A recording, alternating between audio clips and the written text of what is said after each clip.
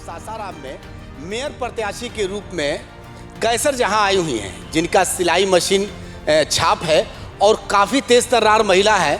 जब इनका नॉमिनेशन हुआ था तो उसी वक्त चर्चे में आई थी। जब हम लोग बाइट लिया तो बाइट में ही चर्चे में आई थी कि वाह रे कैसी प्रत्याशी है, कितना बेबाक है, कितना अच्छे। और ये समझ लीजिए कि झारखंड में भी राजनीति इनकी है और बिहार के अंदर भी काफ़ी अच्छे अच्छे लीडरों से इनकी अपनी खुद पकड़ है।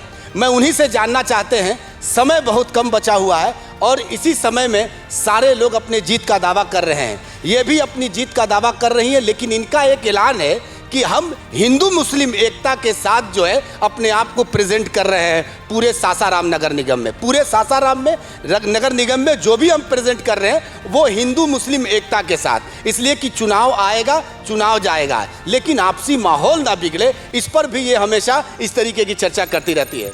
जी बिल्कुल सही, माऊजान बिल्कुल सही कह रहे हैं कि मैं हिंदू मुस्लिम एकता की बात करती हूँ, क्योंकि हिंदू मुसलमान ये मतलब धर्म की राजनीति राष्ट्रीय एकता के लिए खतरा।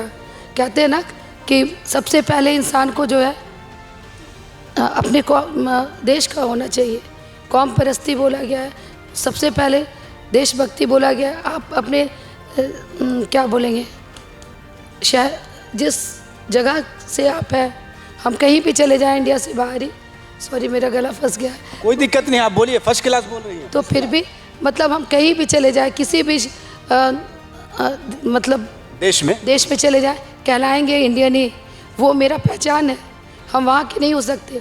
तो सबसे पहले अपने वतन को याद करना चाहिए। इस्लाम में भी कहा गया है वतन परस्ती सबसे पहले है, उसके बाद फिर कुछ है। तो हम चाहेंगे कि आपको अगर अपने कौम के लिए, अपने लोगों के लिए, पूरे सासाराम के लिए हम ये विकास करना चाहते हैं और आपके थ्रू एक मैसेज देना चाहते हैं कि आप लोग मुझे वोट मत कीजिए, मुझे देख के वोट मत करिए, आप लोग सासाराम के लिए वोट कीजिए। सबके अंदर एक जज है, आप खुद जज कर सकते हैं, बेटर जज कर सकते हैं कि कौन अच्छा कैंडिडेट है, किसको चूज़ करना चाहिए, किसको लाना चाहिए विकास के लिए। तो आपको अगर लगता है मुझसे कोई बेटर कैंडिडेट है अपने सासाराम के विकास के लिए, तो प्लीज़ उसी को वोट कीजिए।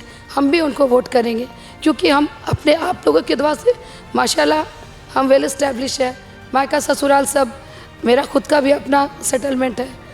तो हम वो अभी सेक्रीफाइस कर रहे हैं अपने शहर के लिए, शहर के विकास के लिए। कल एक बाबा दर्शन न्यूज़ ने आपका एक न्यूज़ चलाया है, समझा ना, उसमें आप जिस गांव में जा रही हैं वहां के लोगों का दिल आप जीत रही हैं इस मामले में कि अगर वो कोई तरह की चीज़ कर रहा है, यानी सिंघाड़ा बना रहा है, तो आप सिंघाड़े को भी फ्राई कर रही हैं, और उसके बाद अगर कोई चूल्हा चौकी कर रहा है कोई महिला तो वो भी काम कर रही है। ये चीज़ कहाँ से आपने सीखा? ये चीज़ तो बाय बर्थ है एक्चुअली। देखिए एक लेडीज़ है तो ये तो लेडीज़ का मतलब अधिकार है, हम बाहर कितना भी कर ले, वो तो ब्लड में सारी लेडीज़ के होता है। और हम शुरू से, मम्मी मेरी वर्किंग थी, तो वो ऐसे फैमिली से थी कि उनको काम करने की ज़रूरत नहीं पड़ी। पहले होता था ना कि साथ में एक मेड दिया जाता था। तो नाना अब्बू, मेरे छोटे नाना अब्बू सैयद मुस्तफ़ा हुसैन, वो डिप्टी डायरेक्टर थे। मेरे अपने नाना अब्बू जो है तो बताया ही उनके बारे में। तो मतलब ऐसे फैमिली से बिलोंग करती थी कि वो घर पे अस्थमा पेशेंट वो भी थी, वो विरासत में हमको भी मिला है। अच्छा, एक चीज़ और जानना चाहेंगे कि जब हम उस गांव में गए और वो उनसे पूछा तो उन्होंने कहा कि देखिए अब किंतु परंतु मत कीजिए, आप किंतु परंतु मत कीजिए। उन्होंने मेरी मम्मी जो है वो कुकिंग नहीं करती थी। अब्बू मेरे अलीगढ़ के प्रोडक्ट थे, मुमताज़ अली, मरहूम मुमताज़ अली। तो वो जो है मम्मी को बहुत सपोर्ट किए हर तरह से। एक सोचिए कि अलीगढ़ के प्रोडक्ट होके दरभंगा के एक छोटे से जगह सासाराम की लड़के से शादी किए। जब अम्मी की शादी हुई 7th पास थी, अम्मी की ख्वाहिश थी पढ़ने की, वो इतना आज़ादी दिए, अम्मी को BA B.Ed तक कराएं। और उस टाइम में जब औरतें कवर करके चलती थी उनको जॉब करने की आज़ादी दिए। तो इंस्पिरेशन अब्बू से मिला।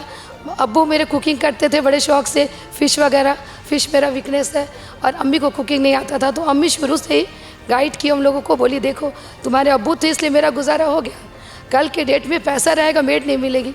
तो वो अम्मी को भी ऑफिस से मेड मिली थी फुल टाइम के लिए, लेकिन वो हम लोगों को फिर भी काम कराती थी। सादरी लैंग्वेज जो है वो मेड से मेड के थ्रू हम लोग पले, अम्मी जॉब में थी, तो वो हम लोग साजिश सीख गए, वो हिंदी नहीं सीखी। और यहाँ महिला सशक्तिकरण जो है इसके लिए आगे हम develop कर रहा है। अपनी गुरु आइडियल जो है कांति सिंह दी, उनको अप्रिशिएट करेंगे। मेरी राजमाता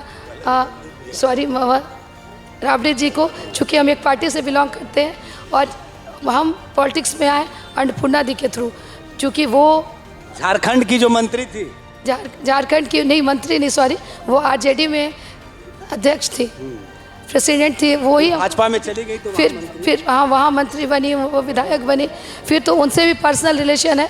तो हम चाहेंगे कि वो एजुकेशन मिनिस्टर बन गई है सेंट्रल की, तो उनके थ्रू भी फंड लाए। कल मेरी मीटिंग हुई थी सेंट पॉल स्कूल में, तो उनसे मैंने बात किया तो कि नहीं, मैं यहाँ पे चूँकि एजुकेशन की वजह से, मुझे पुअर एजुकेशन की वजह से वापस रांची जाना पड़ा। ये मेरे फैमिली का स्कूल है सेंट पॉल स्कूल, सारे बच्चे वहीं से पढ़े, लेकिन मेरे बेटे उस स्कूल को एंजॉय नहीं किए। तो मैं चाहूँगी, बड़ा बेटा तो बीटेक कर रही है, ये चंडीगढ़ से कर रहा है, छोटा उसका भी सेम थीम था, लेकिन उसको मैं चेंज कर मेडिकल कराऊँगी। और चाहूँगी कि अन्नपूर्णा दी के थ्रू जो वर्मा जी क्या मेडिकल कॉलेज का बात चल रहा है, उसको जल्दी से जल्दी 2 साल में फंड मिला करके कराऊं, ताकि मेरा बेटा भी उस स्कूल में पढ़े, उसको एंजॉय करे, वो फैमिली स्कूल में। और एक मैसेज भी अच्छा जाएगा कि मुझे एजुकेशन की वजह से बाहर जाना पड़ा, आज सासाराम का इतना अच्छा एजुकेशन हुआ कि वहाँ से मेरा बच्चा वापस आ गया।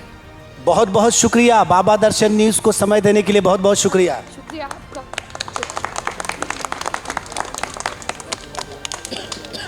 अगर आप इस वीडियो को फेसबुक पर देख रहे हैं तो फेसबुक पेज को लाइक कीजिए और वीडियो को शेयर कीजिए। अगर आप इस वीडियो को यूट्यूब पर देख रहे हैं तो यूट्यूब चैनल को सब्सक्राइब कीजिए और घंटी के आइकॉन को दबाइए।